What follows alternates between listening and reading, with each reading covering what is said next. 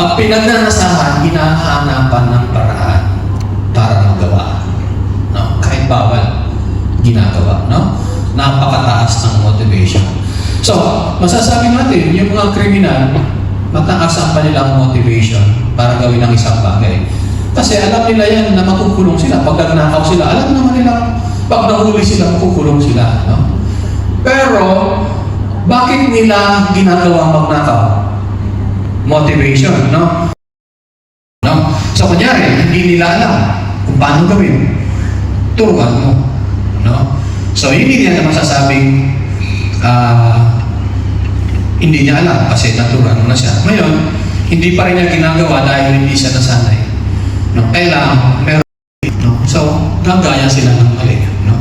Hanggang sa makasanayan, consistent enforcement. Pag-enforce na, nasasanay ang tao na sumunod. Actually, pag malinis na malinis, nakakahiya kagaya nito. Mahihiya kang maghulog ng basura niya kasi linis na eh. No? Pero pag marami ng basura, wala na kasi inisip nila, wala siguro enforcement dito. No? Ganun. Pag malinis talaga ang tao, alam nilang, naisip nila, may enforcement talaga dito ng no littering. No? So, yun. Kakasanayan yan. Pag nakasanayan na, konti na lang yung intervention mo. Mga reminder na lang. No? Luma to. Kasi meron ng bago. Ayan o. Tingnan mo yung pipe. Highest ocean plastic waste polluters, Philippines, 356,371 metric tons. At least number 1 tayo. Yay! Nandun na. No? Kaya mayroong clean up. No? Clean up para hindi pa sila lalo sila mabulok. Tsaka hindi sila rin yung palayo. No? So, coastal clean up tayo. O kaya, river clean up para hindi sila mabulok doon. At least ma-recover. Pangalawa, kasi pag manage lang tayo, ay parang gripo yan. No? Kinukuha natin, clean up tayo ng clean up, pero yung basura, patuloy pa rin ang pagdaloy.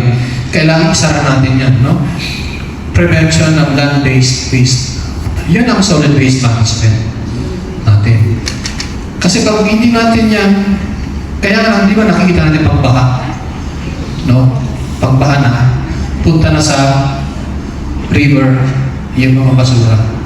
Kaya minsan hindi makadaloy ang tubig dahil sa basura. Ang ginagawa at nagagawa nyo dapat yung ibang mas importante pa dyan. Kung papagawa natin sa tao. Kaya dapat mag-behavior change kayo. Pag na-trigger ka kasi hindi mo pipigilan, nag-respond ka. Kasi na-trigger ka. No, kunyari, tinanong mo, kumusta kayo mag-asawa? Naku, biglang nagkwento na. Biglang umiyak, no? Kasi na-trigger siya doon sa tanong mo na, kumusta kayo mag-asawa? So, may mga trigger, no? Ang behavior ng tao, di ba sinabi ko may motivation? Kailangan may motivation palagi. No? Tapos, yung ability niya, ito yung parang barrier din.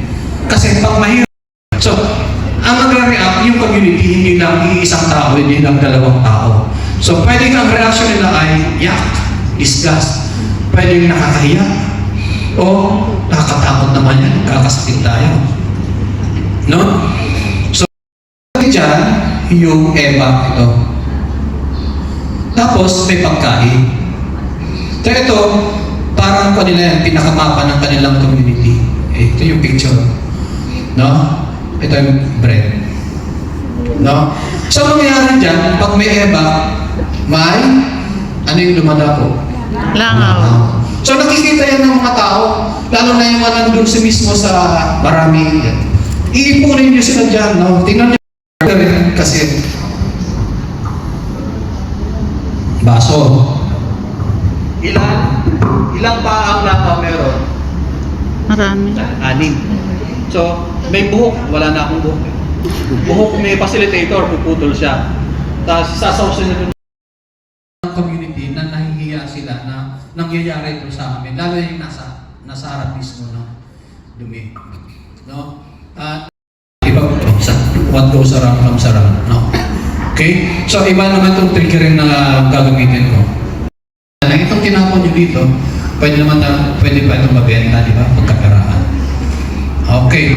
So, meron pa akong isang triggering dito na 200. No?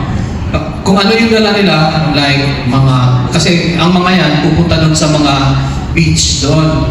Dapat yung mga, kung saan sila pumasok, doon din sila lalabas. Yan, kasi kontrolado nyo, pwede yung ganun, may deposit. Sigurado hindi nila iiwan doon yung basura na yun, kasi meron silang deposit. Taas. Ayan, dito kami sa parking area. Ayan guys, yung mga kasama ko. Ito na kami dito sa parking lot. Ito guys. Ayan yung mga kasama ko. Pauwi na kami guys. Ayan, tapos na yung aming one day seminar dito sa Plain Boutique Hotel.